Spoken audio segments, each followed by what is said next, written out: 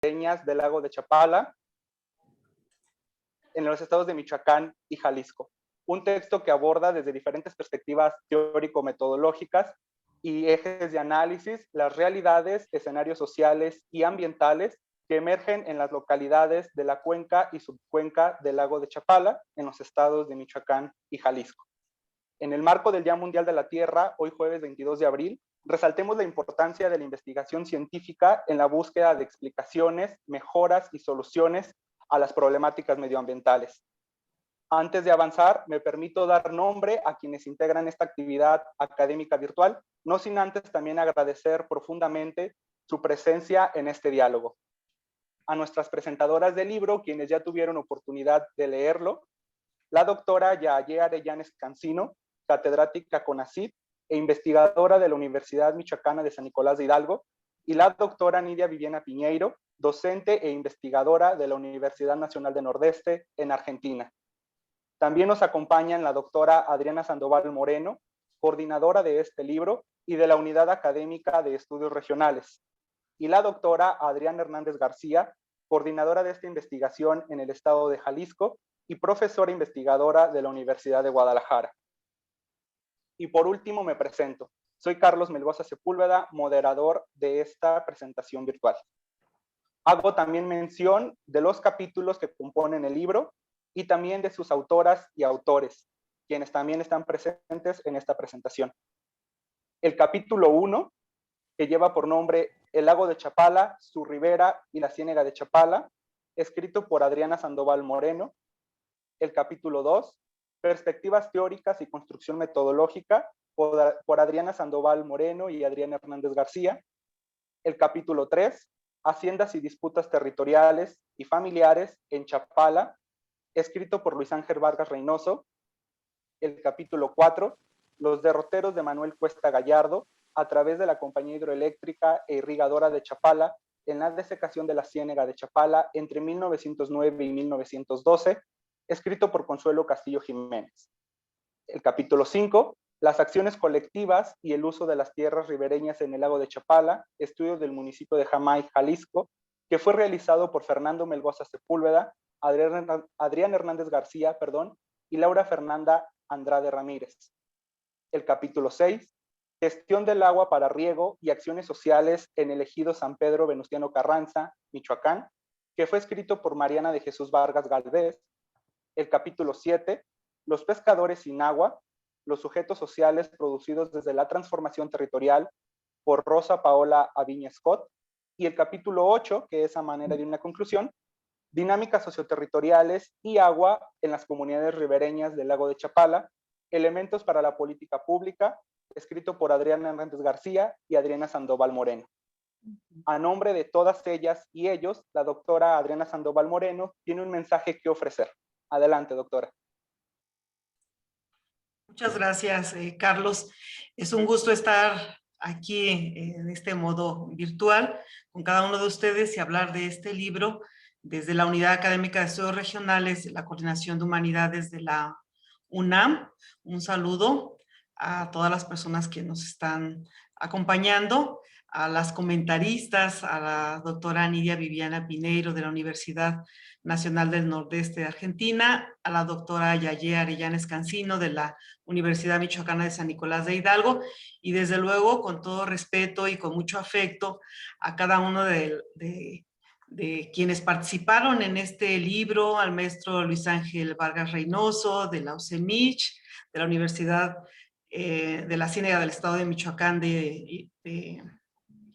ubicada en Zaguayo, a la maestra Paola Viñascot, que lamentablemente no pudo conectarse, pero también en ese momento cuando escribió el texto, era estudiante de la misma universidad de la UCEMIC, a la maestra Mariana de Jesús Vargas Galvez, que era estudiante de la maestría del CIDIR del Instituto Politécnico Nacional, al maestro Fernando Melgoza, también maestro del CUSI de la UDG, y a la licenciada Fernanda Andrade Ramírez, también que era estudiante del mismo centro, y desde luego también con mucho afecto y respeto a la doctora Adriana Hernández García, del CUSI, de la UDG, coordinadora de la investigación de la sección Jalisco. En segundo lugar, quiero agradecer toda la organización que hizo el gran equipo del Centro Universitario de la Ciénega de la UDG y desde la unidad académica también quienes acompañan desde la parte técnica y de difusión para que estemos reunidos y en este diálogo público compartir lo que encontramos, y quiero hacer énfasis desde lo local en los procesos de transformación del territorio.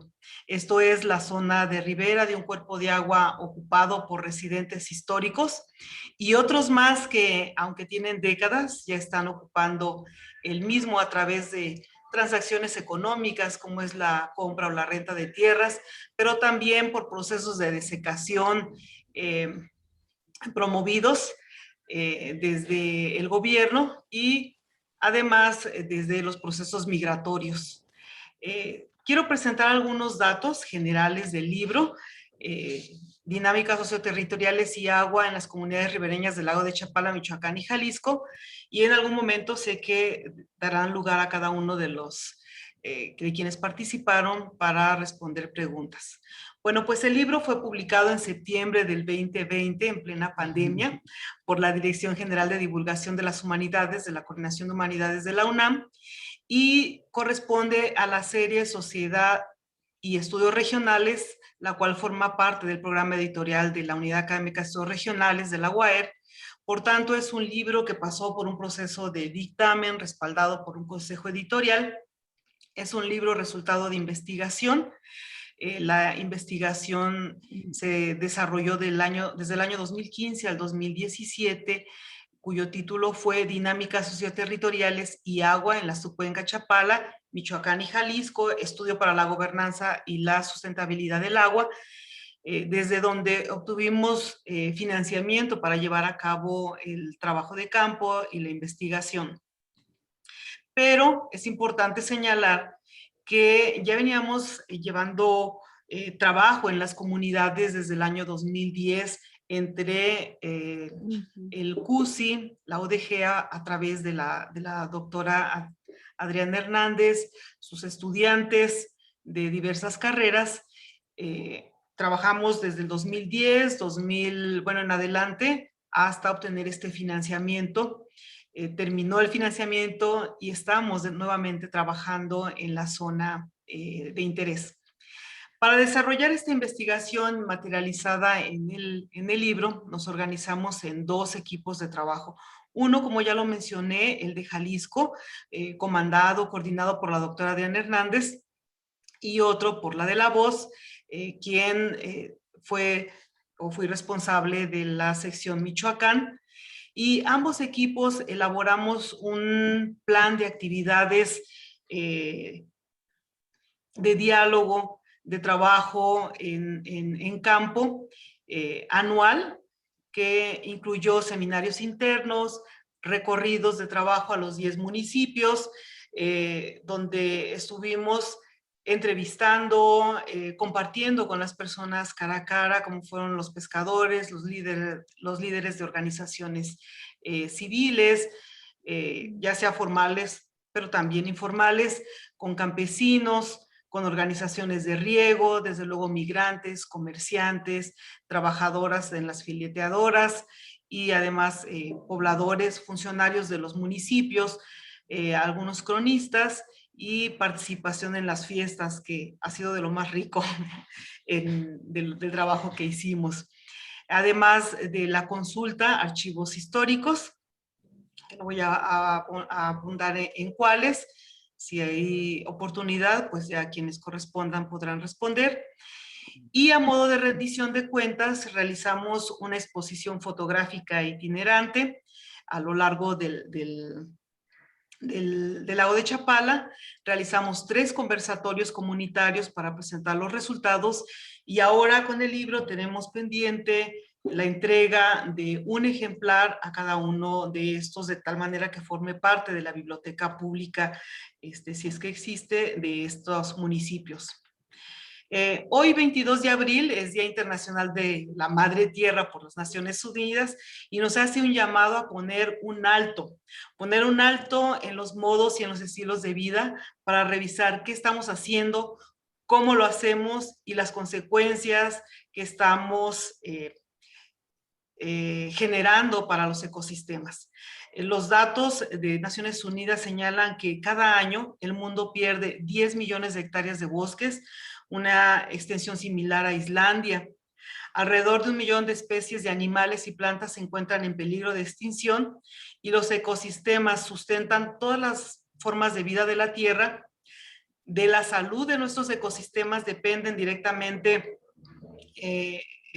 el planeta, todos los que estamos en esta, y restaurar los ecosistemas dañados ayudará, según señala las Naciones Unidas, a combatir la pobreza o contribuirá a combatir la pobreza, el cambio climático y prevenir una extensión masiva, como lo estamos observando en varias zonas. Por lo tanto, es necesario favorecer y conservar los ecosistemas sanos.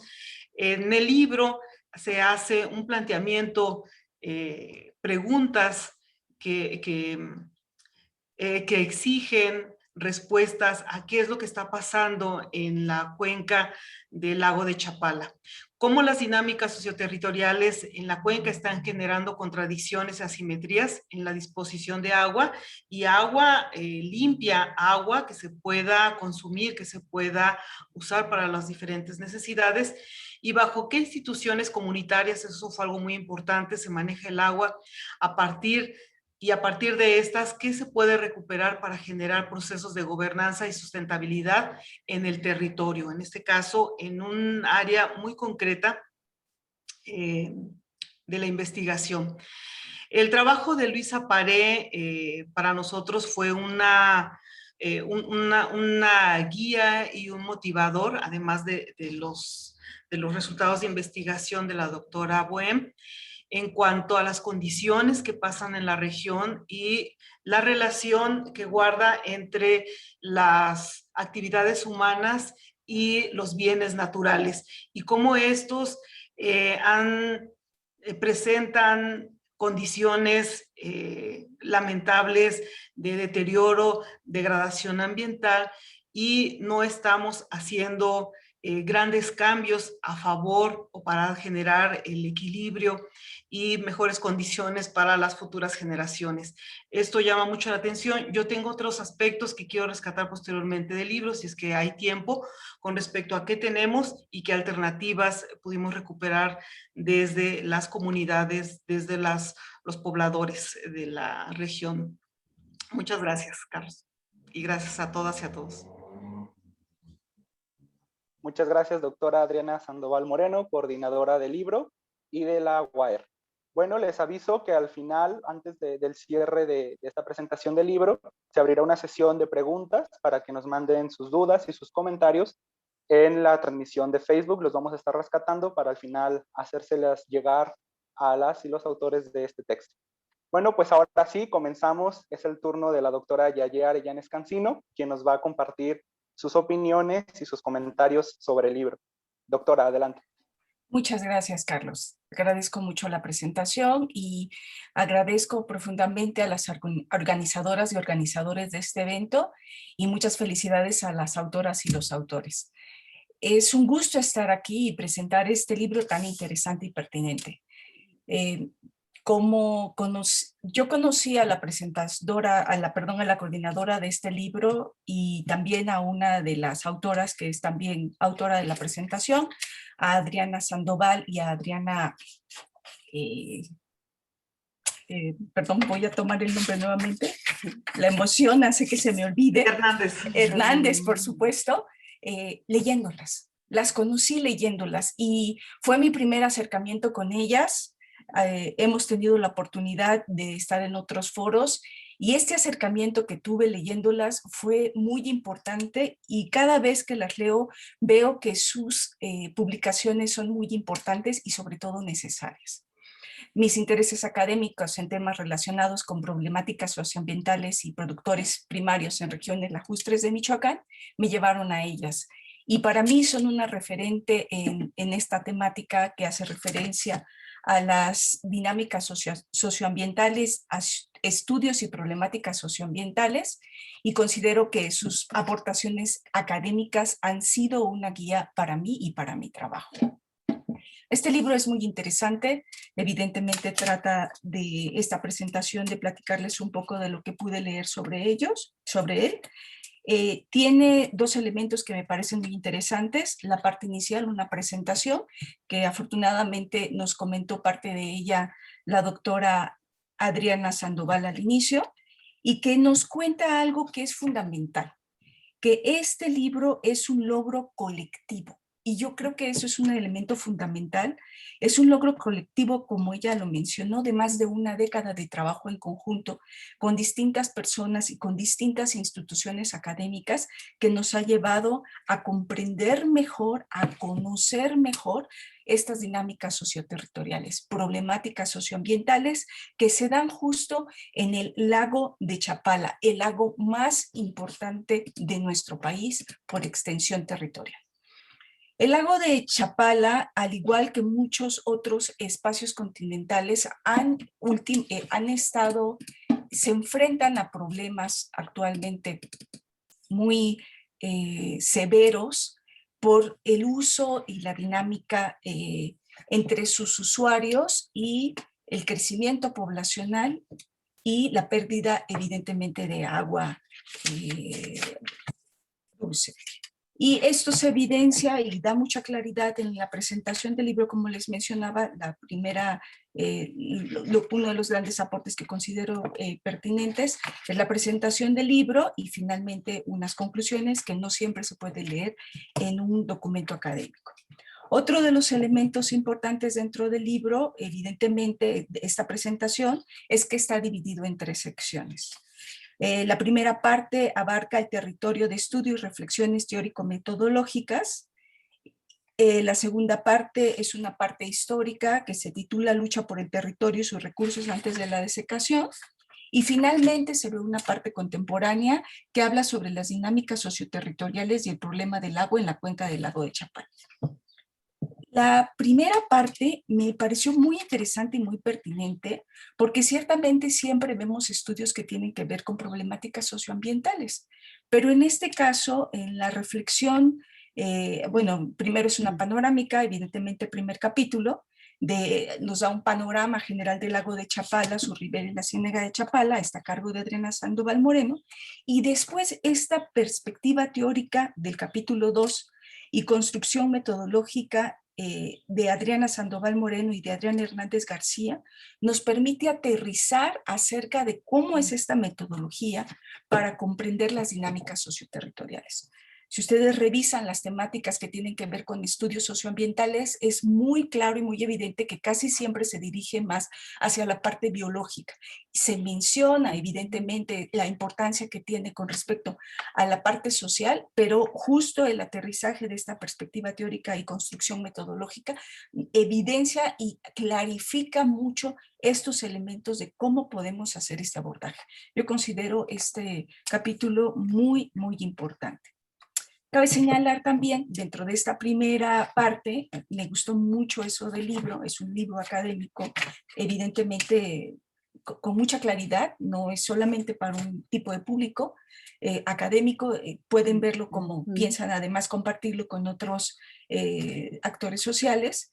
Me encantó toda la parte del cuidado editorial. Tienen mapas, tienen dibujos, tienen fotografías, las ubicaciones. Hay muchos elementos incluso al color que clarifica y ilumina mucho el documento. Es un documento muy, muy bien hecho. Un libro muy bonito. La segunda parte me encantó. Bueno, todas me encantaron, sinceramente. Vi en el capítulo, en la segunda parte, abarca la parte histórica que nos hace un referente cómo ha sido en primera instancia la desecación del lago, cuáles son los actores que han influido. El capítulo 3 de la segunda parte habla de las haciendas y disputas territoriales y familiares en Chapala. Está muy claramente desarrollado, así como menciona la voz que está hablando conmigo. Es un capítulo muy bueno. Y habla de haciendas y disputas territoriales y familiares a cargo de Luis Ángel Vargas Reynoso. Nos habla de toda la situación del lago de Chapala en estos siglos, y hace un comentario que a mí me parece muy pertinente acerca del lago de Chapala. Menciona el lago de Chapala como un actante histórico. Y es muy interesante leer cómo ve al lago como un ser vivo y cómo este se va desenvolviendo y va cambiando con el tema. Les recomiendo mucho este capítulo porque nos menciona toda esta parte histórica. Y después de dentro de esta misma sección histórica, se encuentra un capítulo igual de interesante a cargo de Consuelo Castillo Jiménez, que habla de los derroteros de Manuel Cuesta Gallardo a través de la compañía hidroeléctrica e irrigadora de Chapala en la desecación de la ciénaga de Chapala entre 1909 y 1912. Y el objetivo de este capítulo, cito página 86, el objetivo de este capítulo es analizar cómo las obras de desecación realizadas por Manuel Cuesta Gallardo trastocaron la dinámica socioterritorial de sus pares en la región de la ciénaga de Chapala. Y al leyendo este capítulo es muy interesante porque es un tema que no ha dejado de suceder. Es un tema que sigue pertinente, sigue actual, y es como ciertos actores hacen que se vean beneficiados unos pocos y se vean desfavorecidos otros. Claro, actualmente con esta dinámica poblacional que tenemos, sobre todo con el crecimiento poblacional en esta época, en la época contemporánea, es mucho más marcada, justas estas diferencias, pero este es un primer inicio de ver cómo influyen las decisiones de unos pocos sobre una gran parte de la población. Este capítulo es precioso también, me gustó muchísimo, tiene mapas sobre la zona, las partes que fueron desecadas, cuenta toda la parte histórica de cómo se desecó, como si estuviera leyendo un libro de García Márquez, incluso viene un árbol genealógico de la familia y cómo influyeron las familias, incluso hubieron relaciones entre familias de Michoacán y de Jalisco que intervinieron, vienen fotografías de las familias, eso también es muy interesante, y nos lleva a una gran reflexión de cómo no hemos, en cierto sentido, dejado de vernos afectados por las decisiones de unos pocos, muchos. Aquí acaba la segunda sección del libro. Finalmente, la tercera sección, no es cierto, perdón, me falta no, sí está bien. En la tercera sección del libro ya toca una parte contemporánea y abarca las dinámicas socioterritoriales y el problema del agua en la cuenca del lago de Chapala. Esta tercera parte está compuesta por 4 capítulos, que en la primera parte habla de las acciones colectivas y el uso de las tierras ribereñas en el lago de Chapala, estudio del municipio de Japmay, Jalisco, y está a cargo de Fernando Melgoza Sepúlveda, Adriana Hernández García y Laura Fernanda Andrade Jiménez.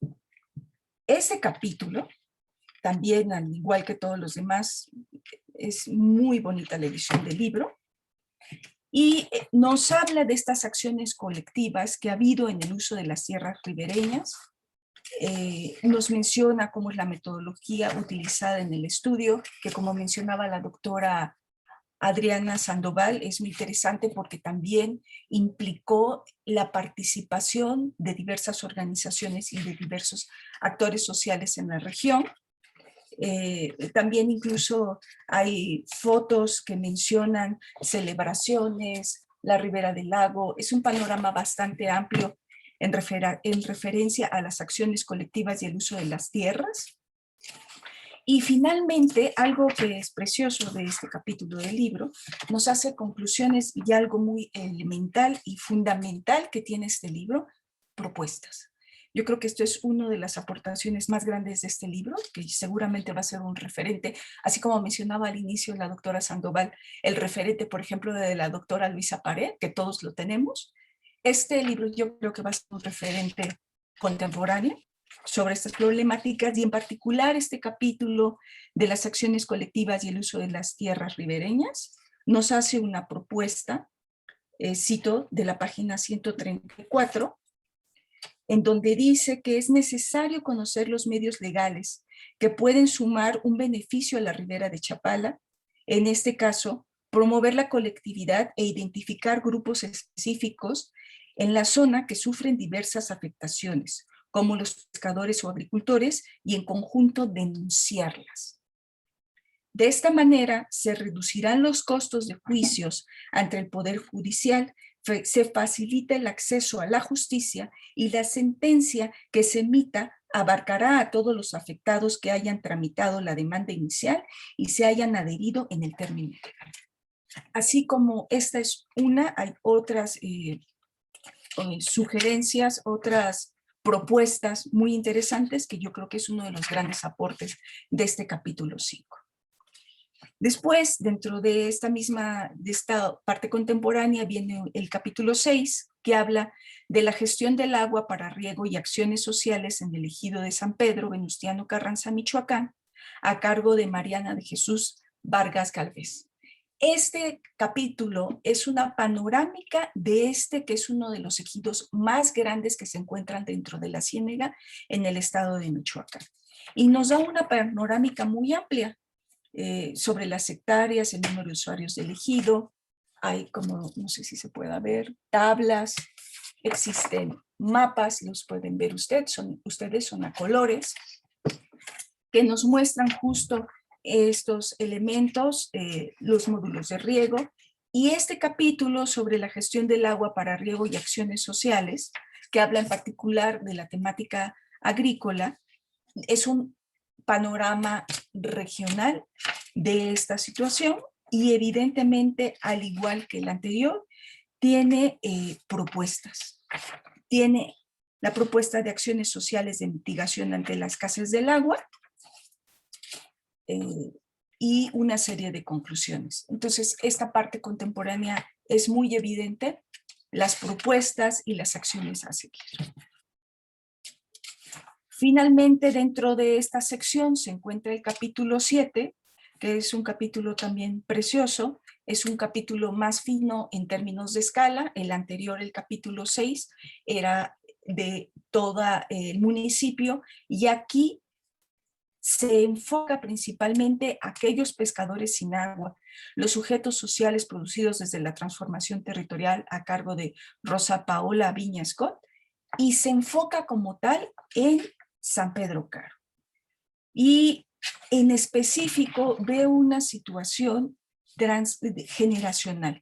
Se enfoca sobre todo a el estudio en ver elementos que tienen que ver con generaciones de abuelo, papá, hijos y nietos. Y nos habla sobre historias de vida, sobre cómo ha cambiado el paisaje cultural, cómo es el actual paisaje cultural y cómo son los elementos de análisis en las transformaciones territoriales del entorno natural y su deterioro. Y cómo estas personas que se encuentran justo a más de 10 kilómetros del lago siguen siendo pescadores sin tener cerca el lago. Cómo se han ido heredando y cómo además se van adaptando a las condiciones de cambio del territorio, que es a lo que refiere justo el libro, las dinámicas, cómo han ido cambiando y cómo van presentándose las situaciones y las personas, las actividades van siendo dinámicas y adaptándose a la situación. Este también es un capítulo muy bonito, muy interesante, la parte metodológica, cómo la aborda y las conclusiones a las que llega. Asimismo, también les comparto, a lo largo de todo el libro también hay partes conceptuales, esquemas que tienen que ver también con la parte metodológica, que yo seguramente considero que van a ser un referente. Y finalmente, el capítulo 8 es una conclusión que nos permite enlazar, nos permite articular estos 3 capítulos desde un aspecto general panorámico, desde un aspecto metodológico, posteriormente un referente histórico, estudios históricos de cómo han sido estas dinámicas y la situación contemporánea amplia, panorámica y más fina. nos lleva a conocer justo esta complejidad que existe de las problemáticas que tienen aquellos que viven en las riberas, aquellos que aprovechan el lago, aquellos que aprovechan el agua, el cambio ante esta situación de escasez, el cambio ante esta situación de contaminación, cómo van siendo las adaptaciones y evidentemente nos permite comprender esta compleja dinámica del lago más importante de nuestro país, más importante de México, a partir de esta conclusión. Y pues a mí no me queda, bueno, más que felicitarlos. Ha sido un gusto leer este libro. Es muy completo, es muy ameno, no solamente indica la situación desde el punto de vista académico, qué es lo que está pasando, sino da alternativas, da sugerencias, da propuestas actuales. Y yo creo que es un libro que va a incidir en temáticas muy importantes sobre gobernanza y sustentabilidad, sobre todo de esta región tan importante en nuestro país. Les agradezco mucho su atención y muchísimas gracias por la invitación a leerlo. Gracias, Carlos. Gracias a todos. Muchas gracias, doctora Yaye Arellanes, catedrática CONACYT, investigadora de la Universidad Michoacana de San Nicolás de Hidalgo. Una opinión y unos comentarios muy completos y sobre todo muy positivos, ¿no? Bueno, pues ahora es el turno de la doctora Nidia Viviana Piñeiro, quien nos acompaña desde Argentina el día de hoy, para comentarnos también sus expresiones y sus opiniones acerca del libro. Adelante, doctora Nidia, tiene la palabra. Bueno, buenas tardes a todas, a todos. Para mí también es un gusto estar en esta presentación de un producto tan maravilloso, tan complejo, tan hecho artesanalmente, porque se trata de dos equipos de investigadoras y de investigadores a los que conocí en carne propia. Es decir, después también, por supuesto, los leí, pero me siento muy unida a las dos Adrianas y a sus discípulos que ya son ahora maestros. Cuando yo los conocí, algunos todavía estaban en el grado, pero sí quería resaltar que la oportunidad de conocernos fue nuestra integración de una red internacional, la Waterlat, donde hay muchos estudiosos académicos y otros estudiosos que vienen desde otros lugares, como ser las cooperativas, como ser los sindicatos, los colectivos activistas ambientales, colectivos de mujeres en luchas por el agua. Entonces, ese lugar donde muchas voces podían ser escuchadas, interpeladas, pero siempre con un diálogo muy, muy respetuoso de todos los actores, conformó una amistad entre nosotras, además de compartir trabajos, hemos convivido en alguna de las reuniones Waterlat y nuestras becarias, becarios, adscriptos, han tenido oportunidad de conocerse también. Así es que muchas gracias por convocarme a la presentación de este hijo de Michoacán y de Jalisco. Yo sé que les ha costado mucho.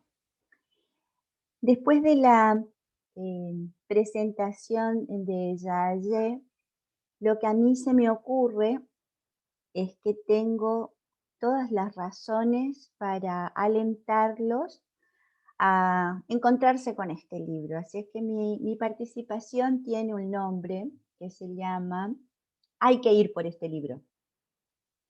Bueno, se trata de un texto producto de una investigación interdisciplinaria de actualidad. Novedoso no tanto por los problemas que recorta, analiza y describe o trata de comprender, sino por las preguntas acerca sobre cómo y qué se puede hacer para transitar hacia una sociedad sustentable.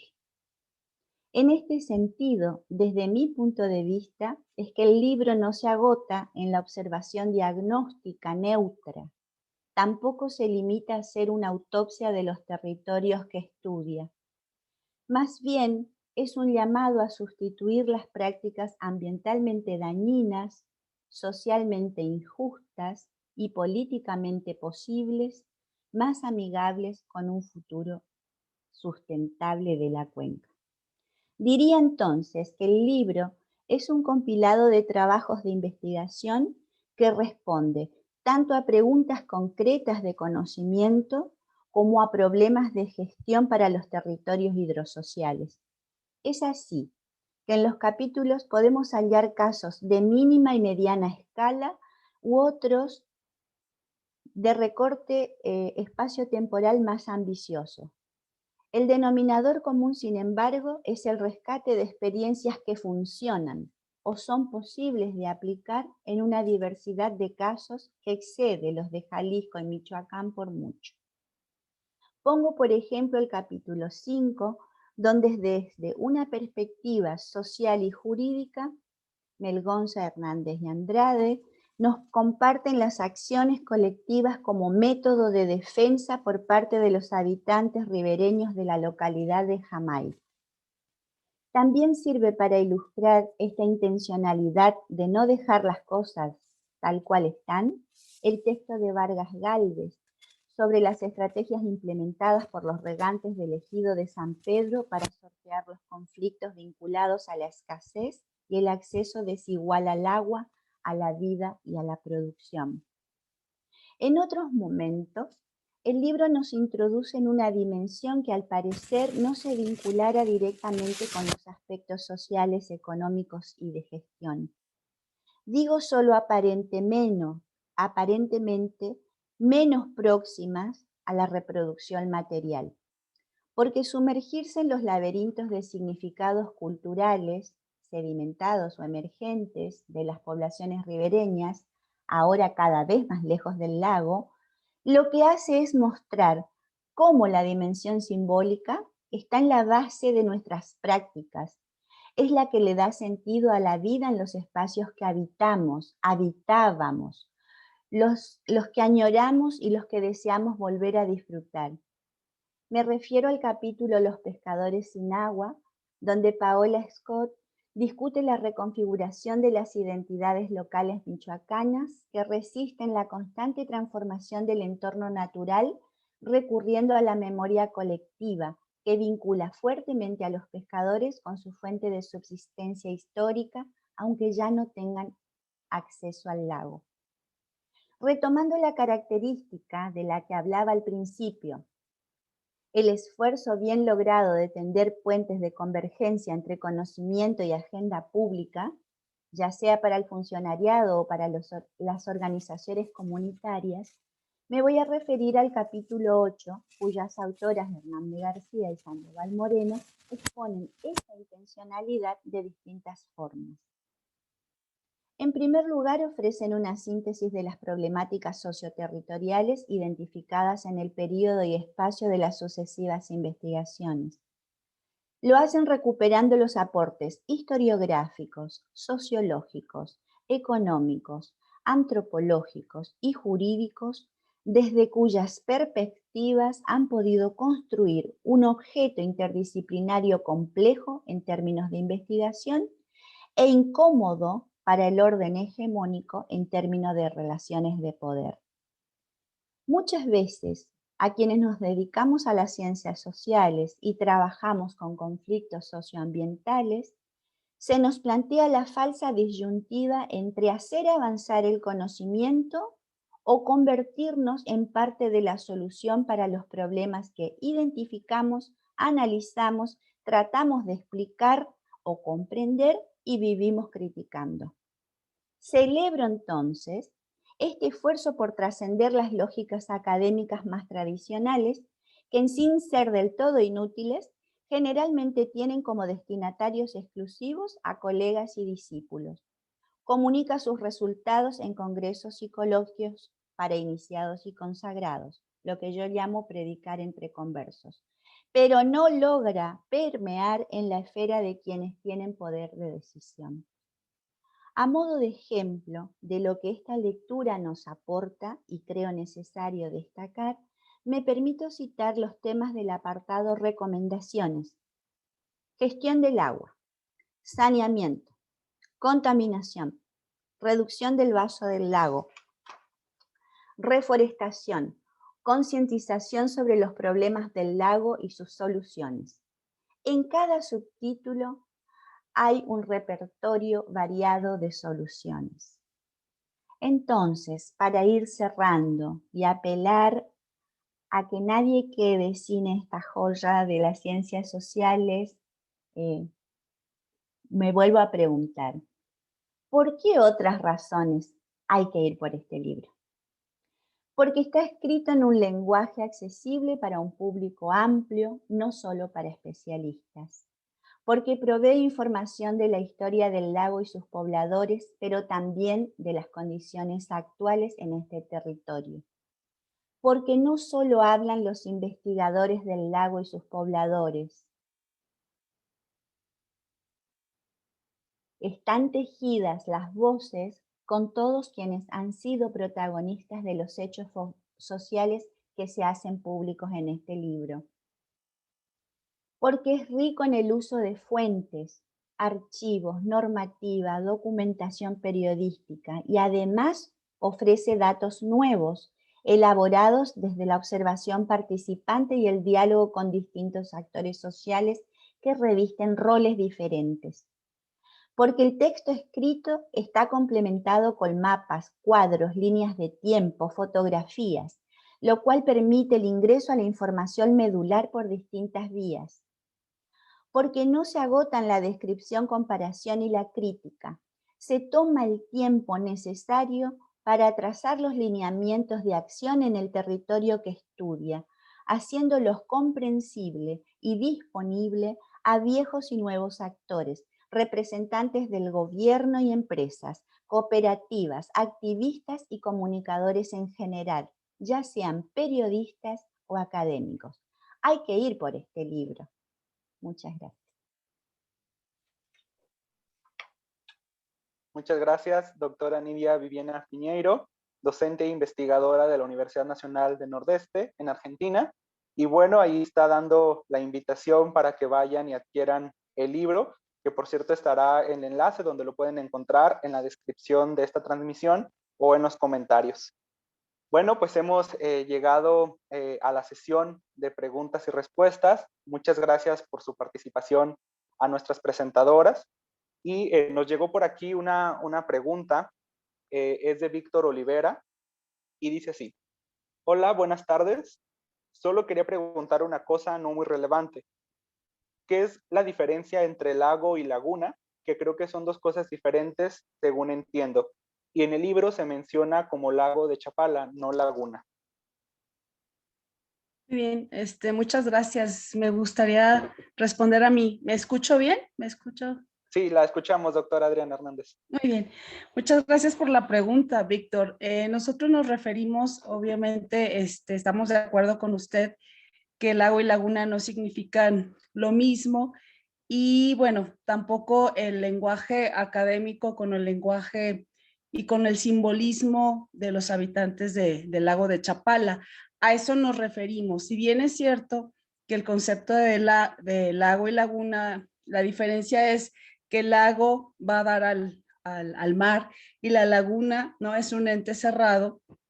En el caso del lago de Chapala, lo que nos encontramos son una gran riqueza de elementos, leyendas, orígenes simbólicos, históricos para las poblaciones.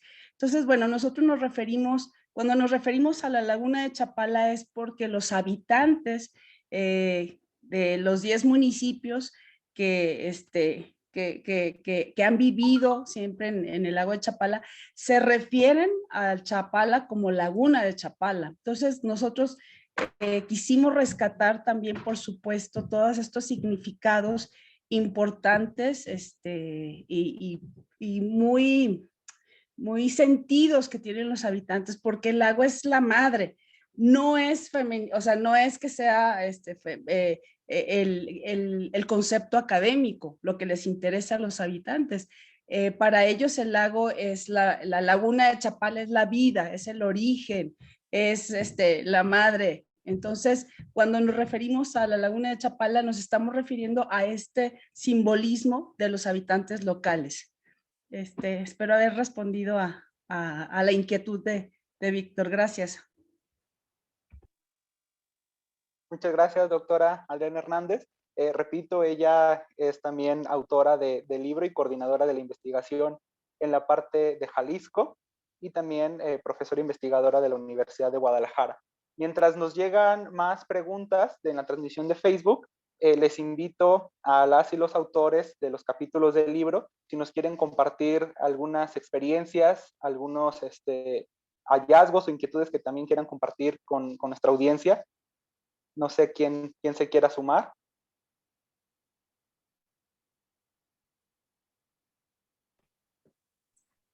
¿Por orden de aparición o por...?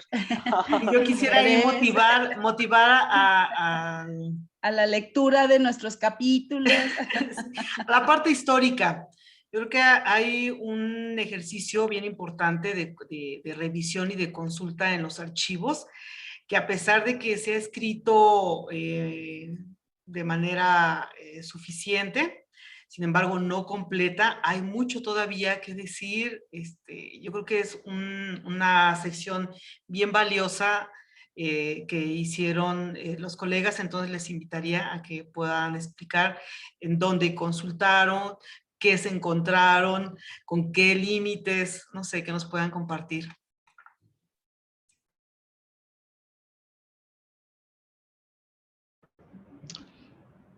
Consuelo, ¿quieres iniciar o lo hago yo? No, tú primero. Muy bien. Muy buenas tardes a todos, público. Doctora Yaye, doctora Nidia, muchísimas gracias por sus palabras para esta obra que, como ya lo comentó en un inicio la doctora Adriana, pues fue un trabajo arduo, colectivo, pero bien remunerado en el sentido académico, en el sentido de básicamente de disfrutar, hacer esta parte, ¿no?, de investigación, conocer más a profundidad estos problemas socioambientales desde diferentes perspectivas. Y también, como ya lo mencionaron, Consuelo y yo nos encargamos de la parte histórica, particularmente cuando hice este trabajo, esta propuesta que le comenté a Adriana de irnos un poco quizás muy atrás en la época colonial, fue con la finalidad de comprender estos cambios progresivos que ellas, tanto Adriana como, bueno, nuestras queridas doctoras Adrianas van mirando desde un presente, desde una modernidad, estos cambios socioterritoriales. Yo en mis años de estudiante, en la licenciatura en Historia, en la Universidad de Guadalajara, ya había encontrado algunas fuentes en la Biblioteca Pública del Estado de problemáticas entre haciendas y comunidades en diferentes partes de lo que fue la Nueva Galicia. ¿Sí? Entonces, bajo esta idea, le propuse a Adriana que se pudiera trabajar o analizar estos conflictos territoriales que van dando cambios de manera humana, de manera simbólica, a lo que es o lo que nosotros configuramos actualmente como el lago de Chapala, ¿sí?, con la finalidad de entender estas tensiones y estas relaciones que se daban en una época determinada. ¿Sí? Para mí fue muy interesante encontrar que incluso detalles que nosotros podríamos decir muy pequeños, ¿no?, desde una perspectiva del presente o incluso ajena, que alguien que cambiaba los límites territoriales provocaba conflictos entre las comunidades indígenas, entre las haciendas, entre peones, etcétera. Y todo va girando en torno a esto, como lo comenté en un inicio del trabajo, lo que es el lago de Chapala como un sujeto histórico, una idea que obviamente tomo de las obras de Fernand Braudel, de este historiador de la Escuela de los Anales en Francia, que habla sobre el Mediterráneo como un actante en la historia y que más que ser solamente un mar ahí fijo, para él hay una dialéctica entre lo que es el mar Mediterráneo y lo que es las comunidades o las civilizaciones que a su alrededor se fueron asentando y que fueron dando pauta también a ciertos cambios, tanto sociales, económicos, políticos, etcétera. Mi idea no era aplicar del todo este excelente trabajo de Fernán Braudel en el capítulo, sino más bien comprender que efectivamente hasta cierto punto el lago de Chapala también es una especie de actante, porque los ribereños precisamente lo ven como eso, ¿no? Ahorita lo comentaba la doctora Adriana Hernández, el lago de Chapala no es solamente un vaso o un vaso de agua ahí enorme, sino es un ente vivo para ellos, para las sociedades que están alrededor y que se van relacionando con él poco a poco.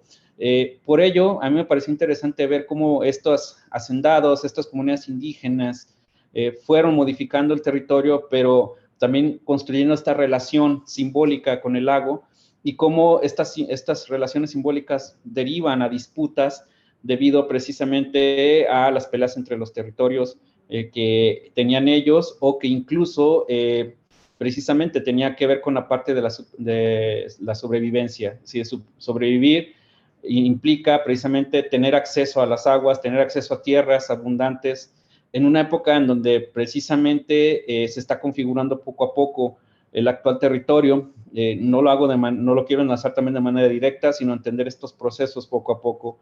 Sí, fue muy interesante volver a investigar en la Biblioteca Pública del Estado de Jalisco, volver a encontrar este tipo de documentos que en su momento, cuando era estudiante, ya había localizado algunos, pero ahondar más en estos tipos de conflictos, que incluso tiene que ver con pueblos que no necesariamente están tan cerca del lago de Chapala, sino más bien incluso a unos kilómetros de distancia, unos 20, 30, como el caso de Ixtlahuacán de los Membrillos, que también por ahí entró en conflicto con otro pueblo o con otros hacendados, ya cercanos a la ribera. Todo esto nos habla de la influencia del lago en los alrededores y más allá.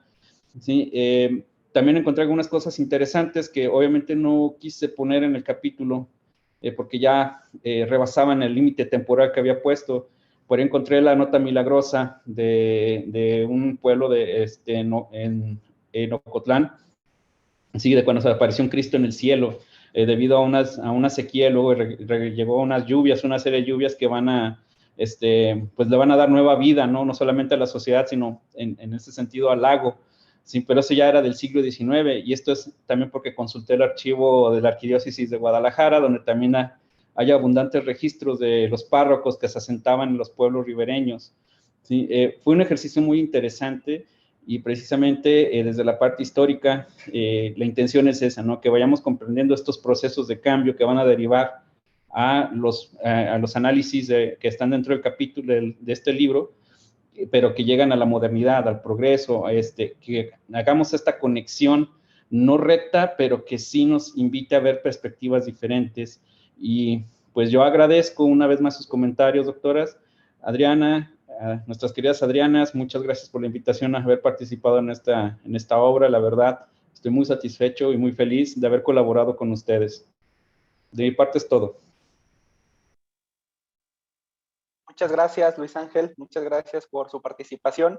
Escuchemos ahora, siguiendo con la línea temática de estos procesos históricos que se han conformado alrededor del lago de Chapala, escuchemos a Consuelo Castillo Jiménez, quien es autora del capítulo 4, Los derroteros de Manuel Cuesta Gallardo, a través de la Compañía Hidroeléctrica e Irrigadora de Chapala, en la desecación de la ciénega de Chapala entre 1909 y 1912. Adelante, Consuelo. Hola, buenos días a todo el público. Muchas gracias por estar aquí en la presentación de este libro. No quiero empezar sin antes agradecer los comentarios de la doctora Piñeiro y Arellanes, que pues nos sirven y nos incitan a seguir investigando, porque es algo muy padre y muy bonito investigar en los archivos. También agradezco a la doctora Adriana Sandoval su apoyo, que sin ella y a la doctora Adriana Hernández, que sin su guía y sin sus reflexiones y sin sus comentarios, esta obra no hubiera podido salir adelante. Yo voy a resaltar una cosa que es muy importante, es el utilizar las fuentes primarias que se encuentran en los archivos. La verdad es algo muy gratificante poder hacer investigaciones en los archivos porque nos permite ahondar en temas que ya se ha escrito, pero que casi siempre encontramos cosas que no se han dicho. Y este es el caso de mi capítulo. Es decir, siempre se ha hablado de qué pasó con los pueblos indígenas, qué pasó con los rancheros, pero hasta este momento no había encontrado, sin temor a equivocarme, sí se ha mencionado de los hacendados, pero también los hacendados tuvieron problemas con los hacendados, en este caso con Manuel Cuesta Gallardo, y cómo a partir de los documentos podemos construir o reconstruir estas relaciones de poder, y familiares, que eso me parece muy interesante. También otro punto que encontré es cómo podemos reconstruir a partir de los mapas y planos la región. Y la verdad es que el Archivo Histórico del Agua da para eso y más. Encontramos expedientes donde se localizan planos y mapas que nos van a ayudar a tener esta idea completa de cómo se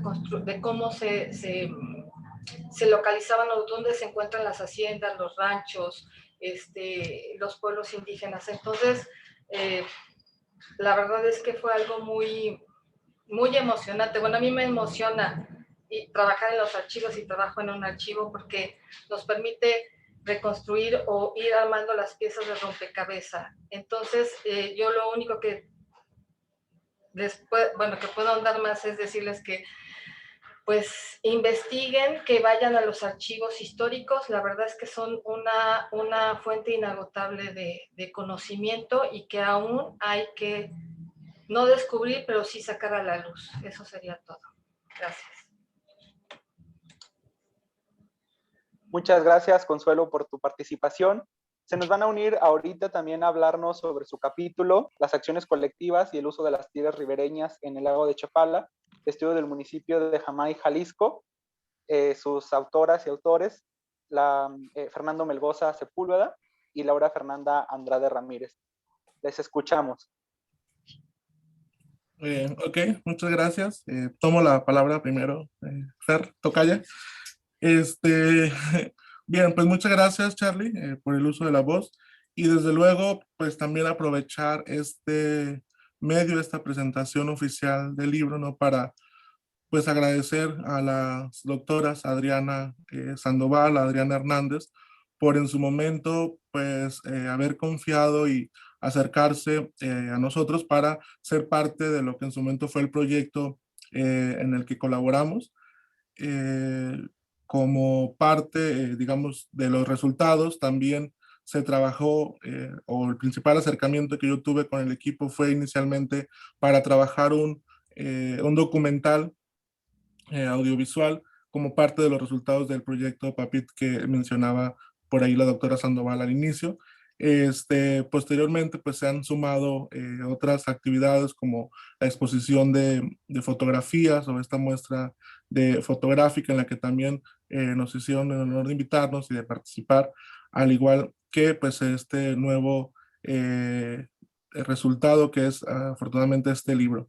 En el capítulo que nos tocó abordar a nosotros, Fernanda Andrade y la doctora Adriana Hernández, habla muy concretamente sobre el caso de Jamay, Jalisco. Y bueno, para quienes no estén cercanos a la región y demás, Jamay pues es un municipio ribereño del lago de Chapala, es una región hídrica meramente, una región, una tierra pues de actividades primarias, principalmente como la agricultura, la pesca tradicional en su momento, actividades ahora también acuícolas y bueno, se han ido sumando otras actividades ya no tanto de este sector, sino del sector terciario también, como es, por ejemplo, el uso de lo que eran tierras ribereñas en su momento utilizadas por pescadores para sus embarques o desembarques. Pues ha habido una transformación en este tipo de espacios para uso ahora de recreativo y de esparcimiento. Se ha instalado un corredor turístico en esta parte, a la par de que pues lo que es el territorio del propio lago de Chapala pues también se ha ido recorriendo hacia adentro de lo que es el lago, y ha ido ganando terreno las personas de las comunidades para fines agrícolas. Importante, desde luego, señalar que estas situaciones pues han estado vistas y envueltas en diferentes opiniones por las partes de tanto de pescadores o de grupos a los que pues los que se ven envueltos principalmente como agricultores y demás.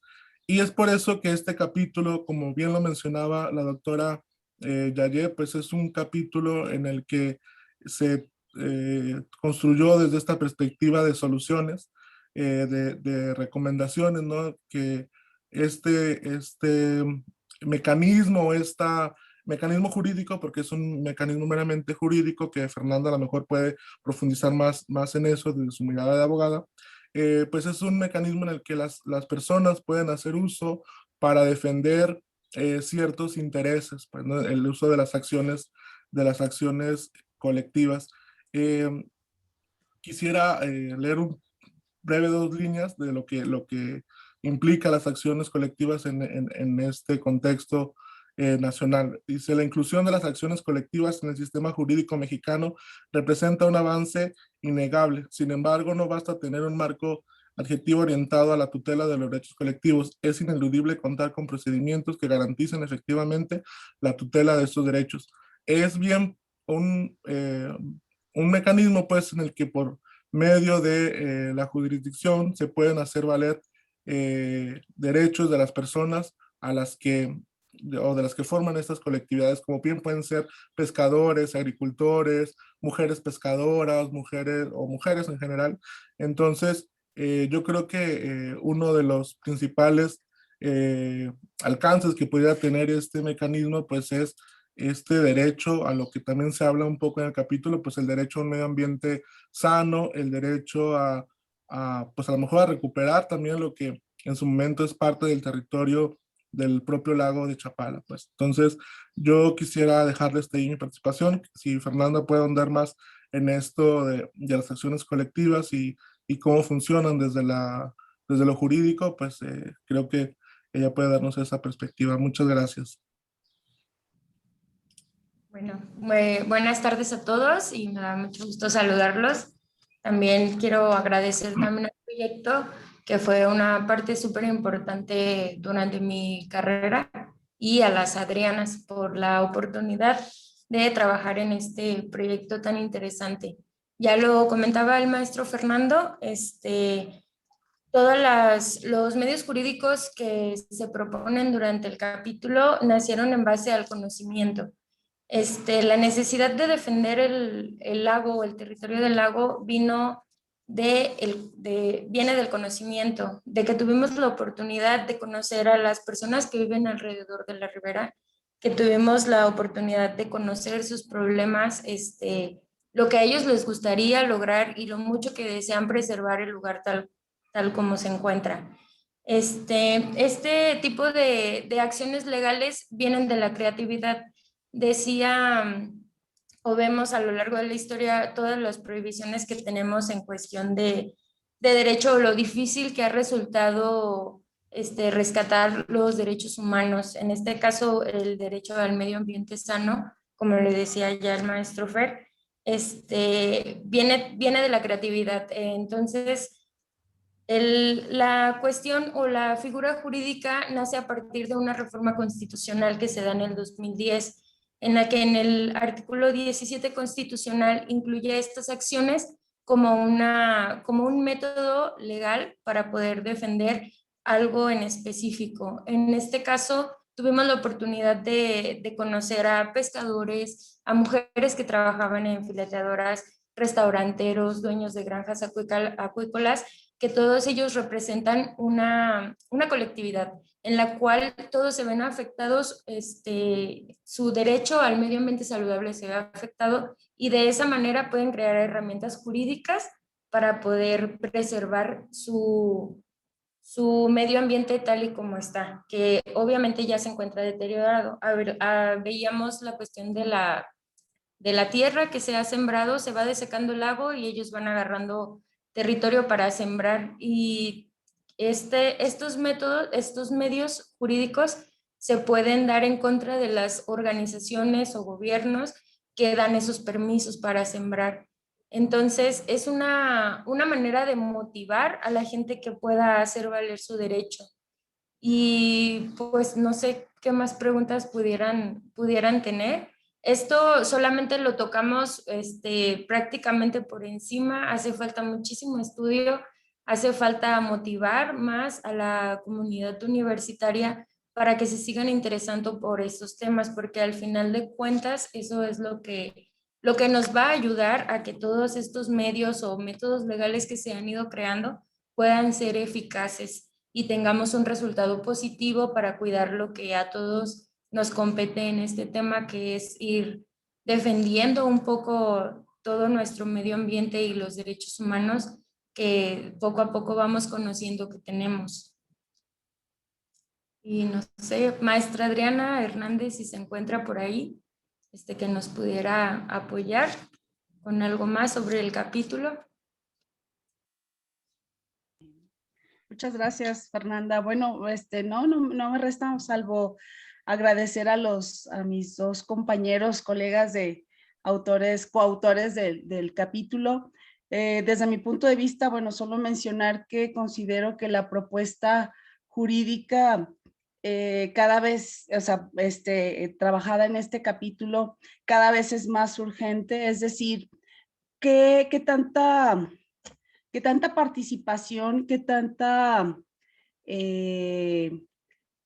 presencia podemos generar, y sobre todo seguridad en las poblaciones ribereñas para que ellos y ellas también defiendan su territorio? Es decir, no solamente los cambios van a venir de las políticas públicas, municipales y estatales y federales, sino que debe venir también de la participación social. Y yo creo que es una de las grandes aportaciones de este capítulo, el dar voz y el dar el derecho, ¿no? El reflejar el derecho que tenemos los ciudadanos ribereños para poder defender la vocación natural de las tierras, de los suelos del lago de Chapala. Es muy importante. Entonces, este capítulo en particular abona e invita a la vez a que los habitantes, las organizaciones formales y no formales alrededor del lago de Chapala lo tomen como una herramienta para ejercer su derecho a que el lago permanezca y que pare un poco la desecación y la retirada del lago para el crecimiento de más áreas urbanas, turísticas y demás. Entonces, bueno, ese sería mi comentario sobre las grandes aportaciones que se manejaron en este capítulo. Muchas gracias. Gracias, Carlos. Muchas gracias, doctora Adriana Hernández. Nos están llegando más comentarios y más preguntas. Katia Villafán dice: muchas felicidades por este libro. Desde la Universidad Michoacana de San Nicolás de Hidalgo hemos trabajado la zona y sin duda será de utilidad para la continuación de nuestros proyectos. Muchas gracias por tu comentario, Katia. También tenemos otras preguntas, como la de Mariana Hernández, que dice: ¿qué repercusiones tendría otra sequía como la del 2001? Y una pregunta más de Víctor Olvera, que dice: ¿qué opinan sobre el proceso de desecación que sufrió el lago de Chapala a inicios del siglo XX en la parte de Michoacán? En mi opinión es algo bueno, ya que creó buenas tierras de cultivo, pero en sí alteramos mucho el entorno, la flora y la fauna de la región. Bueno, pues entonces, Mariana, no sé si quieras apoyarnos con Nidia Viviana, para responder estas preguntas. La doctora Adriana Sandoval. Sí, mientras se conecta Mariana, la doctora Nidia, varias cosas. Yo creo que este proceso de desecación presentado en la primera década del siglo pasado, del siglo XX, yo lo resumiría en una palabra: transformación. Cambios que se han venido suscitando de manera acelerada y con repercusiones no necesariamente favorables en términos generales. El comentario señala, o el comentarista señala que buenos porque obtienen la tierra, pero voy a señalar yo algunas otras cosas que a mí me llaman la atención al respecto. Este proceso de intervención ha sido, ahora con esta tierra desecada, ha sido ocupado por varios actores a lo largo del periodo.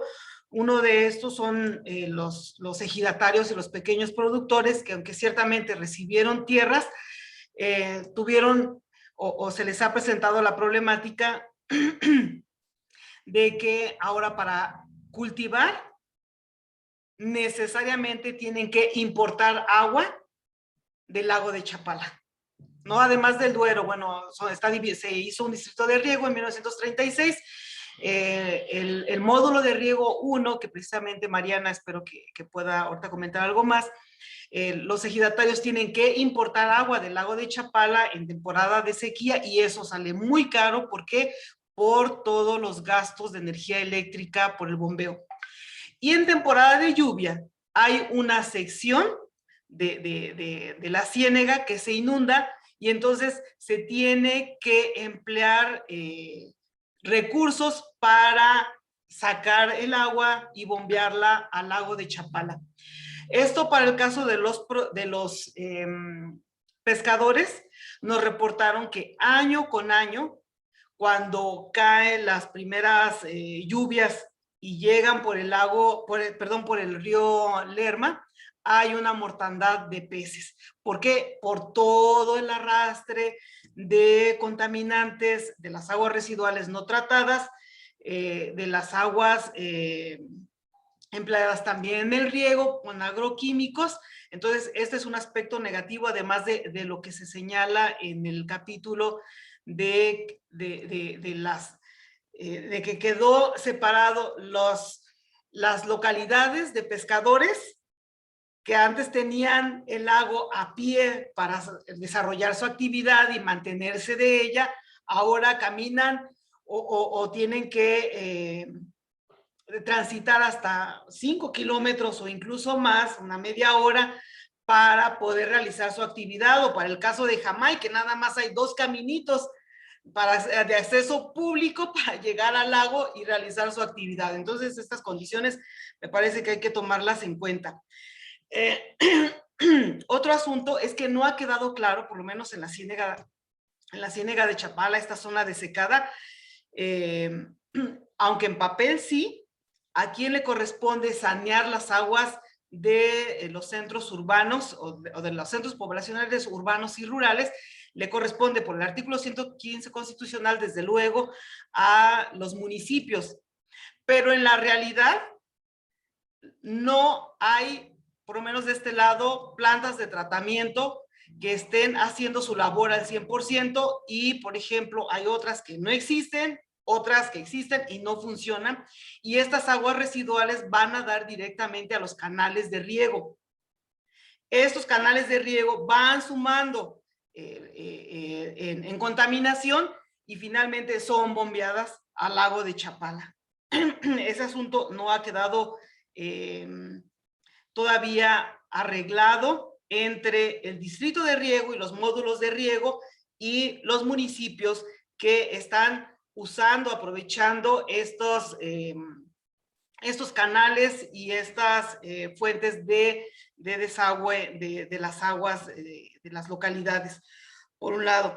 Entonces, además de todo el asunto de la falta de mantenimiento del sistema de riego, que ocupan diversos actores y que están ahí.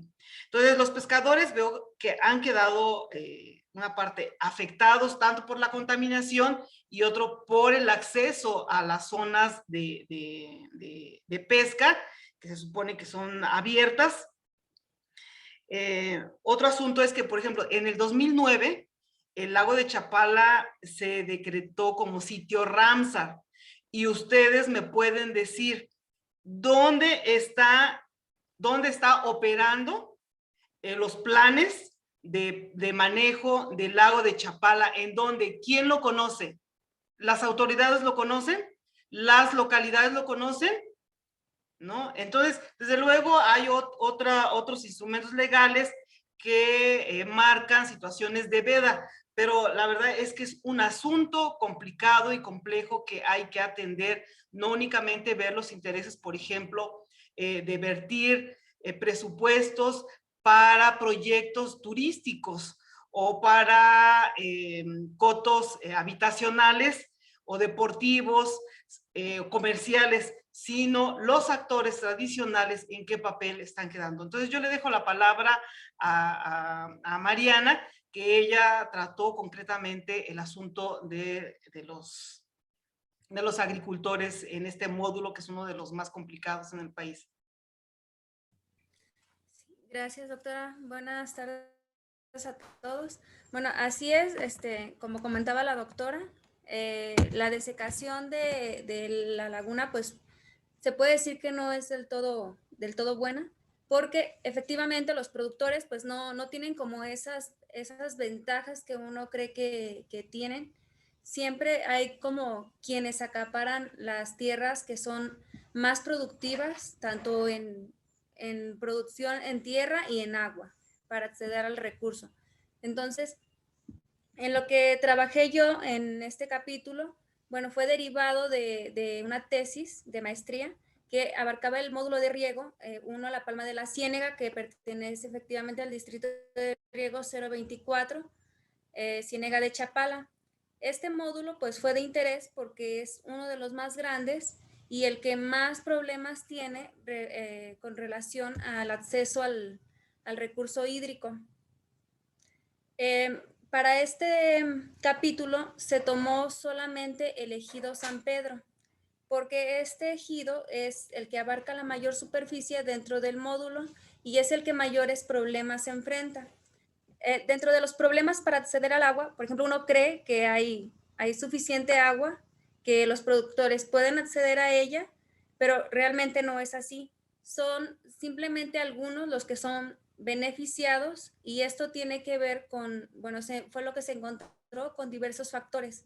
El principal es la mala infraestructura que hay para acceder al recurso hídrico y también la mala distribución que se realiza desde los módulos de riego o también el recurso que se otorga desde la CONAGUA. Entonces, como vemos, es algo muy complejo, es difícil para los productores acceder al recurso hídrico y pues las desecaciones y tener mejores tierras, pues es solamente como una pantalla para justificar este tipo de acciones que se realizan, porque siempre son pocos los beneficiados, repito nuevamente, los que tienen mayor, digamos, recurso económico, político para acceder a los recursos, pues son quienes tienen estas mayores ventajas. Los pequeños productores, pues son los menos beneficiados, los que muchas veces se encuentran más retirados de las fuentes de agua, que era también uno de los principales problemas de los productores. Sin embargo, lo que trato de rescatar en todo esto es que a pesar de las dificultades que tienen para acceder algunos al recurso hídrico, pues siempre buscan alternativas para poder producir, para poder sembrar, ya sea para subsistencia, para vender alguna parte. Entonces, esa es la parte importante, lo que ha hecho, creo yo, que se mantenga también la producción agrícola en la región Ciénega. Gracias a estos productores que no abandonan las tierras y que siguen con la actividad agrícola. Dentro de estas acciones, pues está los temporales de riego que también, bueno, a veces tienen estas dificultades porque no siempre son temporales que les favorecen y ellos también optan por sembrar cultivos que sean, que requieran menos recurso hídrico. Y algo que es importante mencionar, que mientras que estos actores realizan estas acciones, hay quienes tienen acceso a más volumen de agua para poder sembrar, productos que no son necesariamente para consumo humano, sino que son otro tipo de cultivos que se usan para el ganado o que dejan mejor ganancia económica y que son más demandantes del recurso. Entonces, este tipo de acciones tan complejas es lo que nos hace dudar si todos estos procesos que se realizan para acceder según a más tierras son realmente beneficiarios para toda la población. Por ejemplo, en estos tiempos de pandemia, en que se requiere que haya productos, que haya alimento para la población, pues hay que replantearnos todo esto de qué es lo que estamos sembrando en nuestra región para que sea usado para el consumo local, si los productos que se están cultivando realmente son los que más nos van a beneficiar y pues ya ir viendo qué es lo que va a continuar. Yo creo que es algo para pensar, para reflexionar y pues ver la manera de que todo esto sea para el bien de la población. Hasta ahí dejaría mi comentario. Muchas gracias. Muchas gracias, Mariana. No sé si Nidia vayas a intervenir. Solo un momentito, ¿se escucha? Sí, la escuchamos. Se escucha. No, que el caso de la diversificación de usos que está en el fondo de este debate, de este intercambio, a veces tienen como nombre simplemente transformaciones o dinámicas o una perspectiva, digamos, bastante neutral para definir otros procesos socioeconómicos que en otras líneas de investigación llamamos acumulación por desposesión. Esto no queda a la vista hasta que, por ejemplo, hay oficios tradicionales que dejan de ser interesantes para el capital o el capital más concentrado. Y en general, uno si no toma la perspectiva suficiente como para decir qué pasó para que este oficio que subsistía solo con la pesca, luego volvió en otra época con pesca y agricultura, o sea, una alternancia entre dos actividades y ahora está en la misma pluriactividad. Hay oficios que se mueren debido al relleno, y el relleno es un síntoma de otro proceso que es el de cambiar el uso, pero para beneficio de otros actores. Entonces es muy interesante cuando leemos en los trabajos de los equipos de las doctoras Adrianas, cómo hay indicadores muy significativos que se repiten en toda Latinoamérica y en muchas comunidades internacionales, a nivel internacional mejor dicho, de pesquerías locales y de escala pequeña.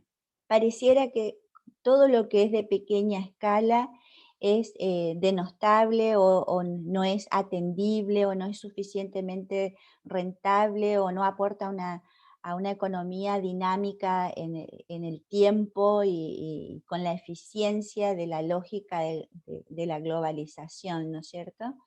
Entonces ocurre, por ejemplo, en el territorio donde yo estudio, que la pesca está judicializada, a pesar de que tenemos un río muy, muy rico en su oferta ictícola. Tenemos un caudal anual de 40.000 metros cúbicos por segundo en este lugar. Imagínense que nos falta agua. Lo que ocurre es que en los mismos lugares donde hay pescadores comerciales de pequeña escala, hay una puja por esos espacios ribereños por parte de sectores ligados a las inmobiliarias, a los negocios inmobiliarios y al turismo. Entonces, la ley que ha hecho que se judicializaran los casos de pescadores, ponen entre signos de preguntas y resuelven que la pesca debe derivar, la pesca comercial debería derivar en la acuicultura o en servicios para el turismo, o sea, la pesca deportiva. Quiere decir que el relleno en sí mismo no hace ricos o pobres a la gente, pero, por ejemplo, despoja de oficios y de su saber tradicional y de vivir con dignidad de esos saberes hacer, y no hay nadie que diga, bueno, bien, rellenamos el lago, pero ¿cómo hacen los pescadores? Porque cuando más lejos le queda el lago, el costo es para los pescadores tradicionales. Gastan más combustible, gastan más tiempo para hacer su rutina de trabajo. Todo es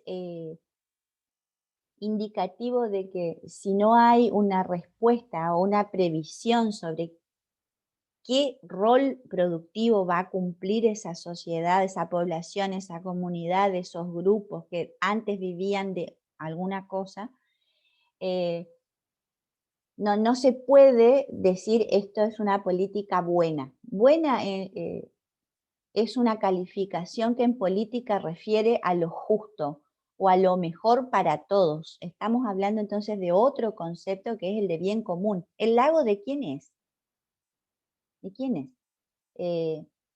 ¿Quiénes se benefician con el relleno? ¿Quiénes pierden con el relleno? ¿Es solamente la agricultura en general o una agricultura específica la que no está adaptándose a las necesidades locales? Es decir, todo el mundo come berries al lado del lago o estamos haciendo berries para exportar. ¿Qué come nuestra gente? ¿Sigue comiendo pescado? ¿Cuántos tipos de pescados perdimos? ¿Cuántos pescadores tienen multiactividad? Están cortando pasto, están haciendo albañilería. ¿Por qué están haciendo eso en vez de hacer pescado para la gente?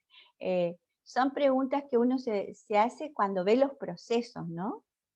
Pero cuando hablamos del relleno, no solo estamos hablando del relleno, estamos hablando de una red de problemas más grandes que a veces quedan solapados por esta disyuntiva o este debate binario, progreso o no progreso, economía rezagada, economía dinámica, cuánto deja un pescador artesanal por cada pez y cuánto un restaurante, y estamos haciendo dilemas que no existen. Es decir, la problemática es compleja y requiere de soluciones complejas.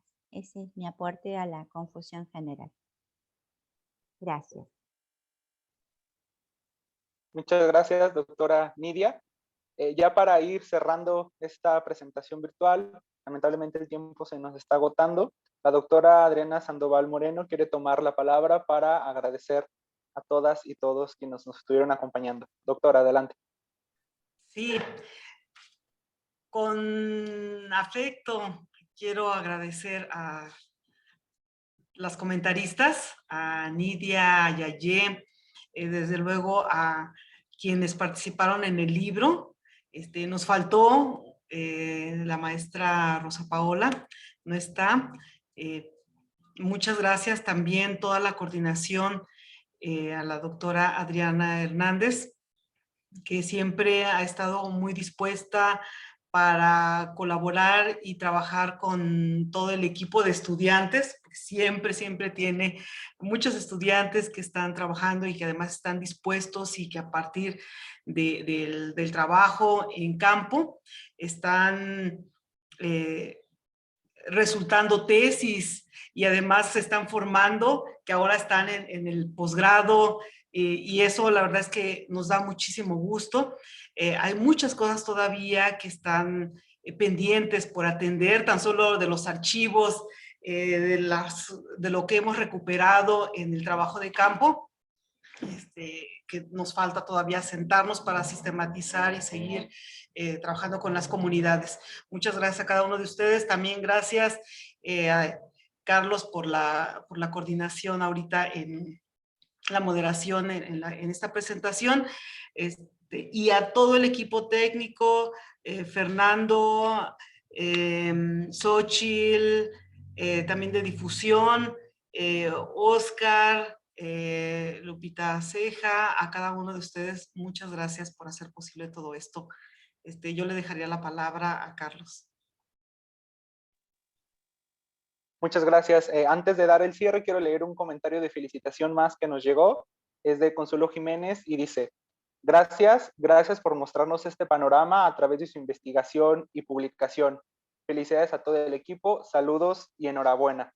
Quiero agradecer también en este espacio la oportunidad y el apoyo que nos dieron algunos medios de comunicación en la difusión y en la publicación de la publicación y de la presentación virtual de este libro, como son la Gaceta de la Universidad de Guadalajara, el medio de comunicación Zona Docs y el medio de comunicación Cuadratín. También a centros públicos de investigación del CONACYT, como el Colegio de San Luis, el Colegio de Jalisco y el Colegio de México, y el CIESAS Occidente. Al equipo técnico, como ya lo había mencionado la doctora Adriana Sandoval, a Xochitl Aguilera de la UAER, a Óscar Galileo del CUCIénega y a Televisión Universitaria de la Ciénega por la transmisión de esta presentación virtual del libro. Bueno, pues hemos llegado al final. La Unidad Académica de Estudios Regionales de la Coordinación de Humanidades de la Universidad Nacional Autónoma de México y el Centro Universitario de la Ciénega de la Universidad de Guadalajara agradecen nuevamente la presencia y el interés en este diálogo, presentación virtual del libro Dinámicas Socioterritoriales y Agua en las Comunidades Ribereñas del Lago de Chapala. Muchas gracias por acompañarnos. Hasta luego. Gracias. No sé si ya se presentó por ahí en dónde se puede comprar o adquirir el libro. Claro. Plaza... Cierto. Muchas gracias por recordarlo, doctora. El libro se encuentra disponible para compra en Plaza Prometeo de la Facultad de Ciencias de la Universidad Nacional Autónoma de México. El enlace de compra está en la descripción de la transmisión y en los comentarios también de la transmisión en Facebook. Muchas gracias. Muchas felicidades. Muchas gracias a todos. Felicidades. Gracias. Gracias. Ok. Dali, nos sacas de la transmisión y podemos seguir con la Sí, la transmisión finalizó justo en el momento, aquí ya están en privado o en la otra transmisión. Perfecto. Qué bueno. Sí, gracias. Muy bien. Sí, gracias. Muy bien. No, pues